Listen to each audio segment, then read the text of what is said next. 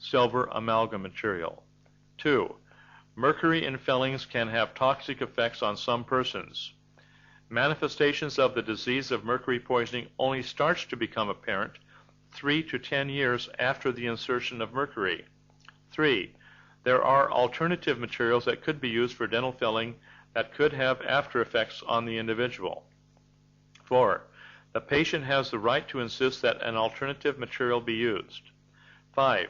The freedom of individual choice in healthcare shall be inherently respected and preserved as an individual right and responsibility of free men everywhere. 12.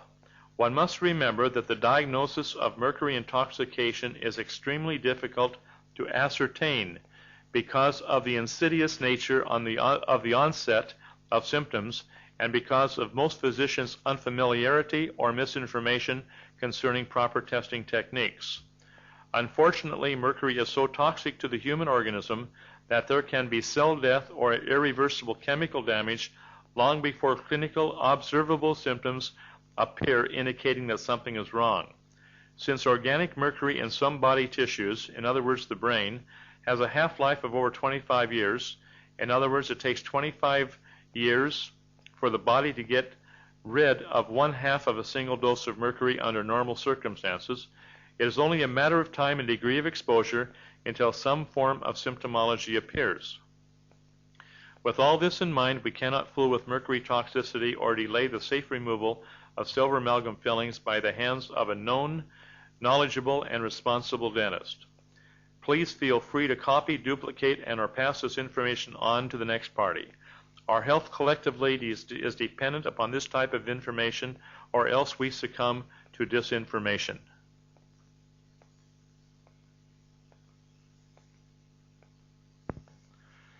I think it's imperative that I simply read to you out of Soil and Health, February-March 1994. It's a reference to Cancer News, and it has a direct reference to the pawpaw leaves, a cancer cure. Now, it says, a number of readers have made inquiries relating to the availability of pawpaw leaves in the New Zealand and whether the locally available variety of pawpaw found in the north of the North Island would be suitable. We assume similar anti-cancer properties in the New Zealand variety, a Pacific Island mountain species similar to the Queensland plants used in the original Aboriginal recipe. New Zealand cancer sufferers will have to carry out their own experiments with the kiwi plants, and we would appreciate any feedback so we can keep people up to date with developments.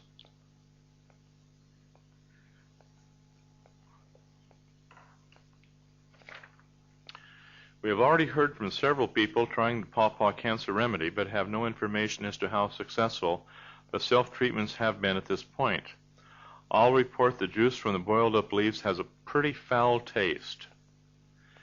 The Gold Coast Bulletin, Queensland, released the original story based on the experiences of Stan Sheldon, who was dying of cancer in both lungs in 1962 when he heard of the Aboriginal cure.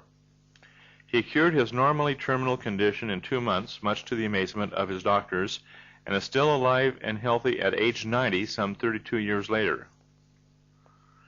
The recipe for the pawpaw cancer cure.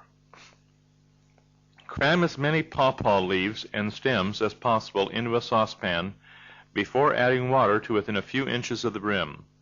Bring the pan to the boil and allow to simmer for 2 hours before draining off the liquid. Store in the refrigerator. Drink about 200 milliliters of the brew 3 times a day. Stan Sheldon says he also took 3 teaspoons of raw molasses a day, another tip from the same Aboriginal source. Now, the availability of pawpaw leaves. If you live in the south, obtaining the leaves is a problem. Dick Ent, Parkers Road, Oratia, Auckland, is one subtropical grower who could supply the leaves. We suggest readers also contact any of the growers north of Hamilton listed in our Organic Goods and Services directory at the back of the magazine, as these people may be prepared to branch out into commercially supplying the leaves. I like that concept of branching out. Many North Island gardens have pawpaws growing already, so checking with your northern friends may also ensure a supply. One reader is apparently obtaining a steady supply of leaves via turners and growers, the produce merchants who have agencies throughout New Zealand. Another reader we have heard from has even had some leaves flown down from the Cook Islands, so with the above information, any interested reader should be able to ensure their own source of supply. Australian users of the remedy have reported success using the outer rind of the pawpaw fruit. It is, of course, well known that raw pawpaw fruit makes an ideal meat tenderizer, and it has been suggested by some users that this protein-dissolving characteristic may include the factor that is so effective in getting rid of cancerous tumors.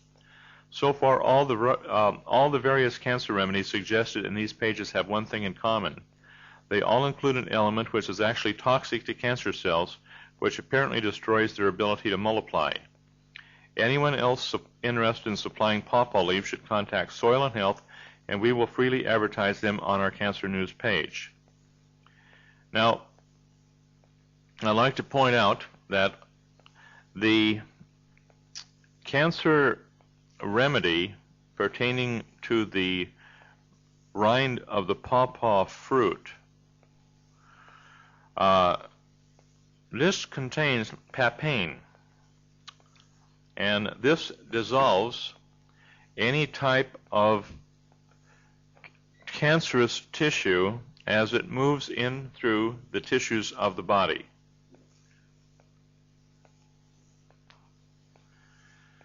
Now, we have been mentioning the white sap, the papain, which is found throughout the entire mature green pawpaw. Now, this will dissolve tumors. It also dissolves the type of cancer which we call placenta tissue, because anything which is not, shall we say, fully natural, healthy tissue, it will have a tendency to eat up, as it is a very heavy-duty proteolytic enzyme which moves throughout the tissues of the body. Now, this is different than what we see in the leaves, in the small stems and the branches of the pawpaw. Let me go ahead here with this article, The Scientific Research on Pawpaw Cancer Remedy. Dr. Jerry McLaughlin, Purdue University, USA, this is in Lafayette, Indiana, has refined an anti-cancer substance from the pawpaw tree, which is claimed to be 1,000,000 times stronger than the most widely used anti-cancer drug, andriamycin. The substance was found throughout the pawpaw tree, but was primarily found in twigs and small branches. The new drug is currently being tested by the U.S. National Cancer Institute. Dr. McLaughlin no longer answers his phone, according to the report. His number at Purdue University has been swamped with calls since the media gave publicity to his research. No one needs the stamp of approval of the medical gurus or the expensive drugs they will doubtlessly produce. However, unlike Ojibwe, which requires a mix, this is a tea, spelled E-S-S-I-A-C, which requires a mix of 4 or more herbs, some of them hard to obtain, like sheep sorrel, burdock root, Turkish rhubarb, and slippery elm. The Aborigine pawpaw cure, as we might call it, requires only one ingredient much closer to home. Now, why haven't the cancer and medical establishments investigated the pawpaw cure? This is a good question. Stan Shilden was cured way back in 1962. A typical Aussie, he took it all for granted and merely passed on the recipe to his mates. He reckons to have cured 75 people with the remedy. That would be better rate of success with cancer than probably any conventional doctor in New Zealand or Australia could claim in an entire lifetime. It wasn't until 1978 that Stan told his story to the Gold Coast Bulletin, and you might have thought the medical profession would have made a beeline to Queensland to find out more, and the Australian government pour funds into investigating the claims. But a big surprise. Officialdom did nothing in Australia and is still doing nothing. In fact, the Queensland Cancer Establishment has poured scorn on the remedy, saying, "We are not aware of any cancer healing properties which can be attached to pawpaw," said Queensland Cancer Fund Executive Director Graham Bryan in a July interview by the Gold Coast Bulletin. That is 2793. You get a lot of different substances that people claim are cures for cancer. We need something more than anecdotal evidence to justify these things. He also said the Queensland Cancer Fund spent about 2 million Australian dollars a year on research. As we've remarked in the past, there's more money in searching for a cure for cancer than in actually finding one. Now, recent research from the Harvard Medical School suggests that folic acid, a B vitamin in fruits and vegetables, which has been found to protect fetuses from neural tube defects, could possibly be the main ingredient in preventing cancer of the colon. This conclusion follows on a survey of the diets of 25,000 men and women between 1980 and 1990 during the Nurses' Health Study and the Health Professionals Follow-Up Study. The Harvard researchers believe that folic acid enables methyl molecules in the body to suppress the expression of cancer genes in the cells of colon tissues, and so on. Now, the thing I wanted you to look at was the concept on cancer pertaining to the pawpaw. There's much that can be said about different ointments containing the papain or the pawpaw, and these work also very well on skin cancers. There's the notion that in the days to come, as the immune system continues to drop in people and as the lack of oxygen in the Earth's atmosphere continues to drop dramatically due to the radiation causing biological transmutation of oxygen into other elements, as this continues on and we allow it to continue, then what is going to take place is we're going to have more and more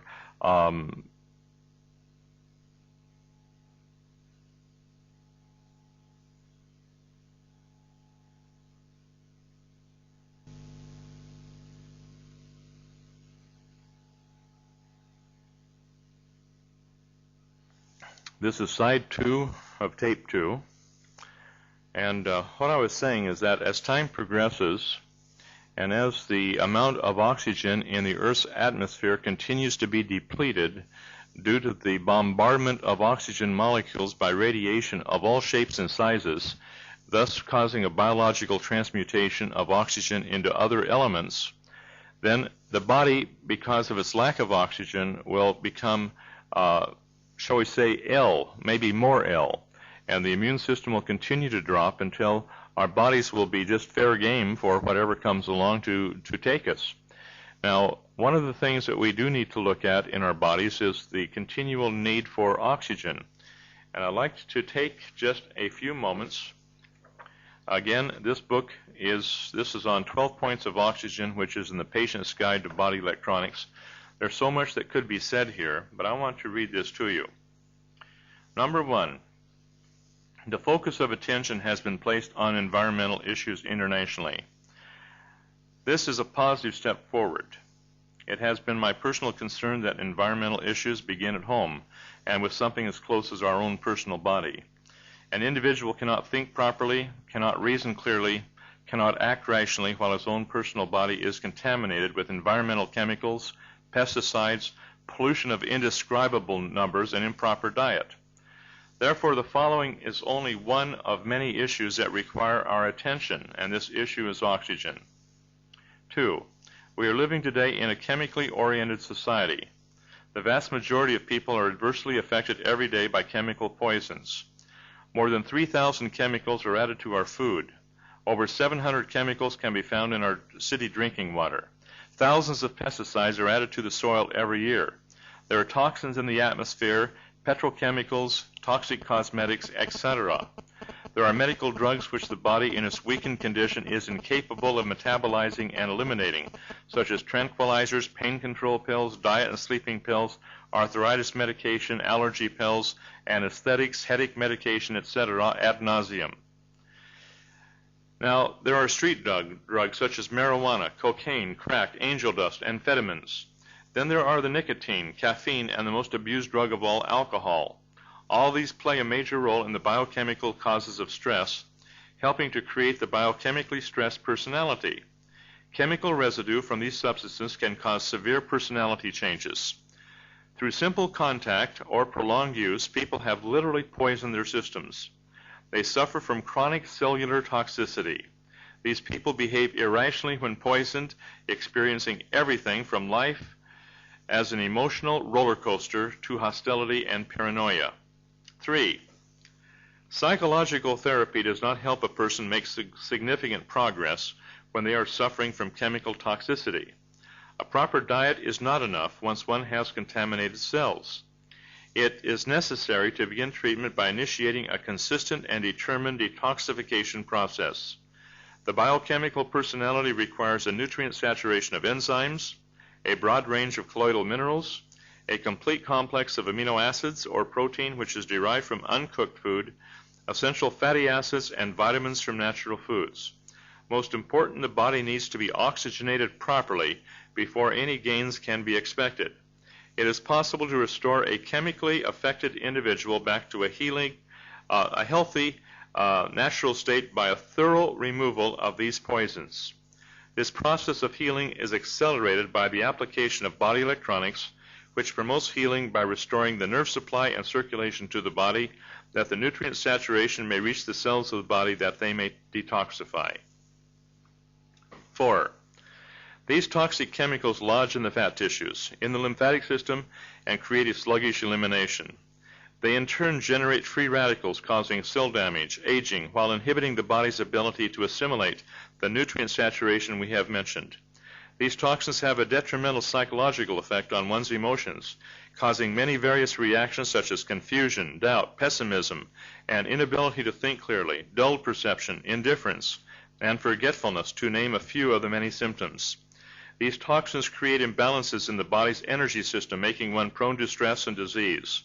In drug abuse cases, it is certain that chemical residue stimulates further drug use in an attempt to reduce fatigue and toxic reactions. At the present time, let us focus on the oxygen crisis. Over 1/3 of the Earth's surface is unusable, non-producing desert land. The USA consumes more oxygen than any other country.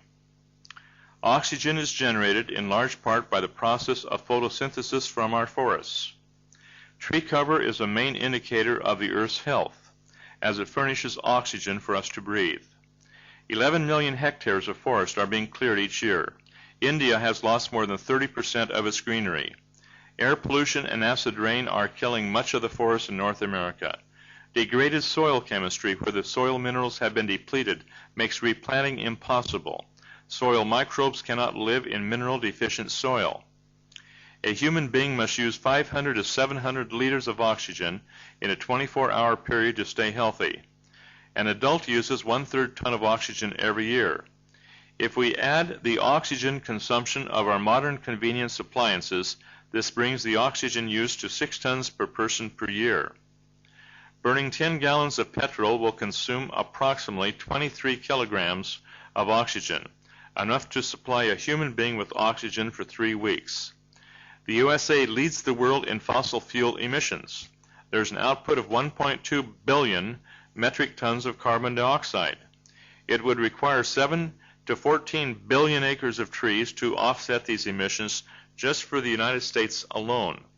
Approximately 90% of the body's energy is created by oxygen. All body activities, from brain function to elimination, are regulated by oxygen. The ability to think, feel, and act comes from the energy created by oxygen.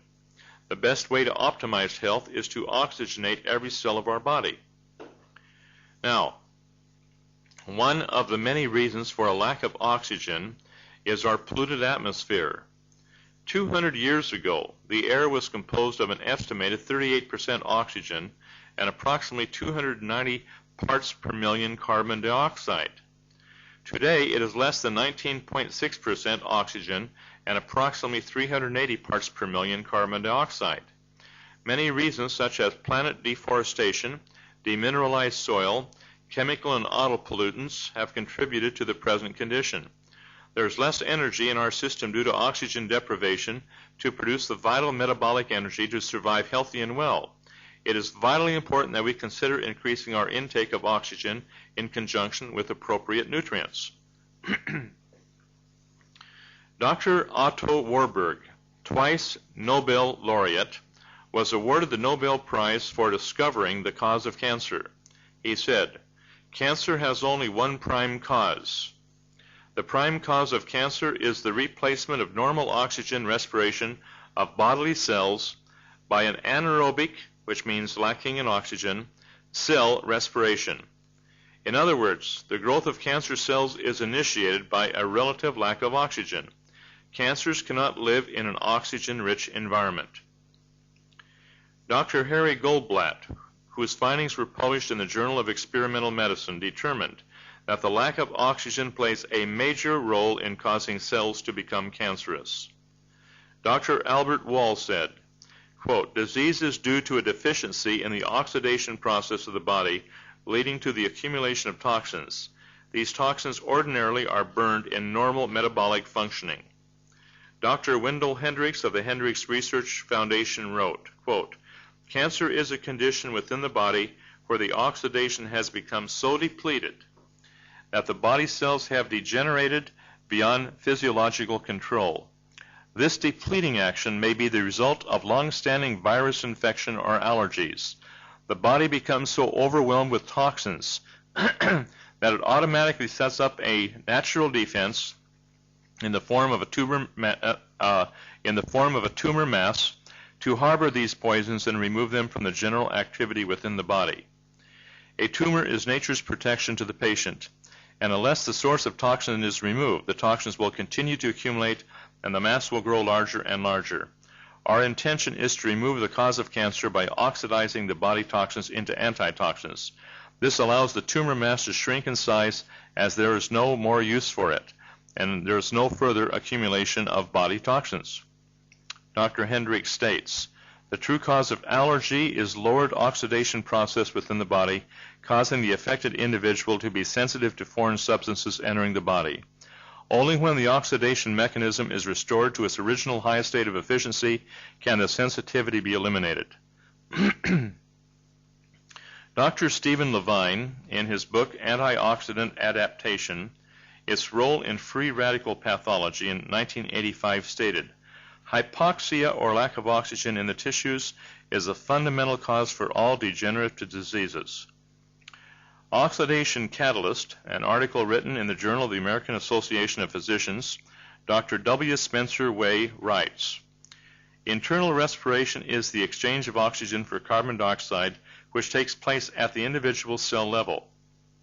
Without this, normal metabolism cannot take place.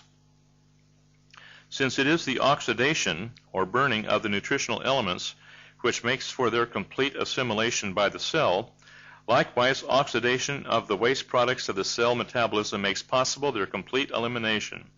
So if we assume that the cells in question do receive proper nutritional elements, vitamins, minerals, proteins, hormones, etc., in the presence of a normal oxidation process, we should have healthy cells, thus healthy tissue." Dr. Horst Kief in Bad Hersfeld, West Germany, has already cured a number of AIDS victims by drawing blood, infusing it with ozone, and returning it to the patient at regular intervals until the virus is gone. Ozone overcomes the AIDS virus by fundamentally different process than usually attempted with drugs. Instead of burdening the liver and immune system with more elaborate toxic substances, ozone simply oxidizes the molecules in the shell of the virus. Now, as the ozone molecules dissolve into the blood, they give up their third oxygen atom, releasing considerable energy which destroys all lipid envelope of virus, and apparently most other disease organisms as well, while leaving blood cells unharmed. The AIDS virus is a lipid envelope virus which is destroyed by oxygen. The AIDS virus will not return as long as the patient maintains his blood in an oxygen-positive state through proper breathing exercises and clean diet. When the blood oxygen level drops below approximately 85%, then viral material, bacteria, and other anaerobic, which are low oxygen pathogens, they are then able to proliferate. In a high oxygen environment in the blood, these parasites, bacteria, and viral material cannot exist. Ozone infusion provides a simple method of purifying stored blood and blood components, eliminating any possibility of disease being transmitted by transfusion. There are 10,000 known victims of hepatitis C in New Zealand alone due to blood transfusions. All these can be helped now, as well as those with hepatitis A and B. All hostile microorganisms require lower oxygen levels than the body's cells require to remain healthy. Boosting the oxygen level within the body revitalizes normal cells while killing virus and other pathogens. Various physicians have independently discovered ozone to be effective against cancer, leukemia, arthritis, coronary heart disease, arterial circulation disorders, colitis, gum disease, and assorted children's diseases. Much information can be found in medical applications of ozone, available from the International Ozone Association, 83 Oakwood Terrace, Norwalk, Connecticut, 06850. Now, Dr. S. Rilling of Stuttgart and Dr. Renate Wiban of Iffixheim are among growing numbers of physicians who have obtained similar results using ozone with their patients. The AIDS virus is eventually totally destroyed by the use of ozone therapy. At the Syracuse, New York University Hospital research facilities, Dr. Bernard Poitz has proven that the proper amounts of ozone administered correctly have achieved a 100% kill ratio of AIDS viruses both within and outside of the cells, without harming any normal cells. More than 10 replications of the same study have been completed. A book that must be obtained to explain the up-to-date methods of oxygen therapy is Oxygen Therapies by Ed McCabe, obtained from Energy Publications, 99-RD1, Morrisville, New York, 13408, USA. It appears that various treatments are available for oxygen therapy. In the attached pages, Metazone provides a unique and proven method which is available and has a proven success rate. It is suggested that every avenue be looked into for the provision of equipment of this nature in view of current international conditions regarding the AIDS virus. For example, at the present time, in excess of 40% of the entire population of Zaire has AIDS. This is not unlike the rest of Africa, as the reports from Mali, Uganda, Kenya, etc. are similar, if not more alarming. It has been well established that AIDS directly affects the central nervous system. AIDS dementia is the result of this affliction, resulting in loss of brain tissue, resulting in paranoia, abnormal behavior, unstable mentality, confusion in sound judgment, emotional instability, etc. It has been established through brain scans that 50% of those with HIV-positive diagnosis are suffering from AIDS dementia, and 90% of those with symptoms of AIDS are suffering from AIDS dementia. Hopefully those in charge of decision-making in economics and politics will not come in contact with war-making policies. What can be expected is more and more civil unrest due to the sickened minds. What can be expected is more and more error in human thinking affecting government and the lives of populations around the globe. Now, an ounce of prevention is worth a pound of cure. It would be suggested that every avenue be pursued to acquire equipment which would be used conventionally until diagnosis would indicate the need for specific treatment of such devastating illness. There are moneyed people who have approached this compiler who would be willing to negotiate the purchase of such equipment with the support of government and health officials. Every internal prejudice should be set aside, and mutual cooperation on the part of all parties should be established to prepare for the inevitable.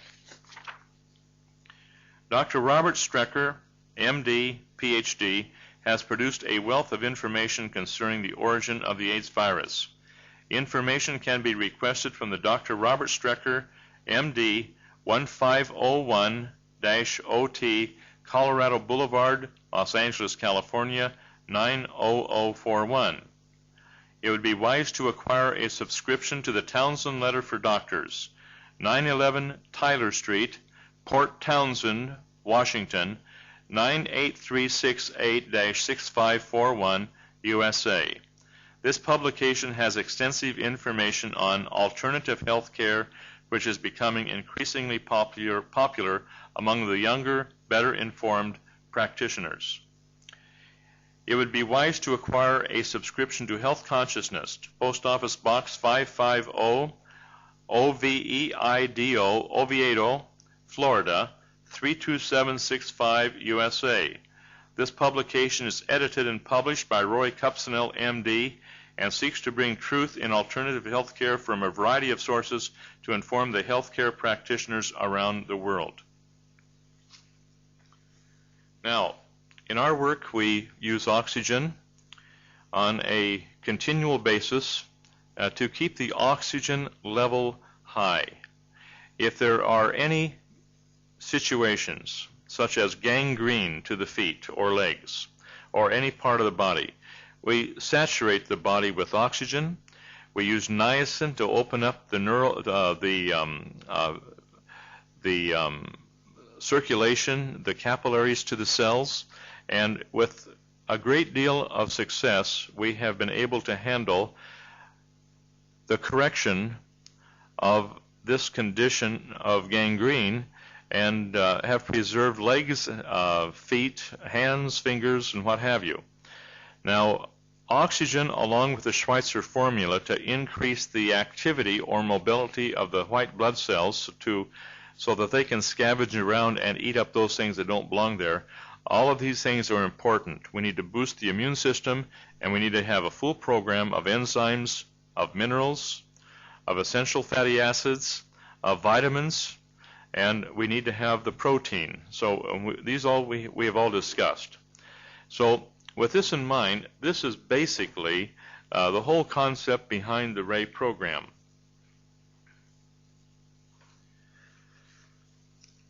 On the program now, I'd like to recommend that you get a copy of the Patient's Guide to Body Electronics. It has a great deal of information on the body electronics concept pertaining to the science of bodily regeneration. It has a great deal of material here on the different points that we use, the sequential points. This does not take away the need to have somebody trained to assist in a diagnosis and the establishing of a good nutritional program and what we call a flow sheet for body electronics. Now, body electronics is something that I wish you could experience firsthand, because it is an experiential project, and all the intellectual explanation ahead of time will be of no avail to you, because you won't understand it until you experience it. Yet there's a very long article in the Patient's Guide to Body Electronics on body electronics to get you started. There are tapes available on body electronics. There are books available on body electronics. There's a very fine one by Dr. Doug Morrison. There's the theory behind body electronics found in the Logic and Sequence series. Book 1 is The Laws of Perfection. Book 2 is on the Healing Crisis. And Book 3 is on the Electrification of Matter. Now, all of these can be obtained from the individual with whom you are, who has sponsored this work in Australia or in New Zealand, or if you have trouble getting a hold of things in Australia or New Zealand because of isolation, write to Dr. John Whitman Ray, Post Office Box 1046, Titicaca, that's spelled Titikaveka, in Rarotonga, Cook Islands. And we'll be back to you just as soon as we can with a return letter. It would help if you could find somebody in your particular area, because of the heavy load of correspondence that I'm confronted with on a daily basis. Now, thank you very much for listening to these tapes. I encourage you to attend seminars, and if you're interested, to seek out the instructor seminars so that you also can take this word to the people around your area. This is Dr. John Whitman Ray.